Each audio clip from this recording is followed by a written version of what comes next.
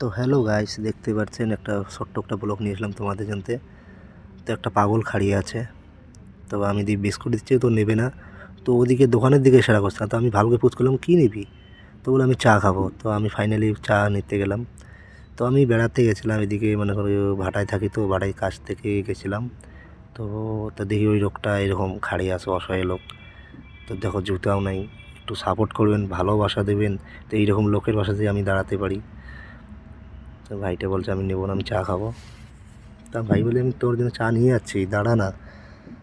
তো ভাইটা দেখো একটা জুতোও নেই। তো নেক্সট যদি আমি যাই, এই ভিডিও আমার যে ভাইরাল হয়, আমি নেক্সট ভাইয়ের ওখানে ও এসে আসে, আমি ভাইকে আমি একটু সাপোর্ট করবেন, আমি জুতো কিনে দেবো ভাইকে।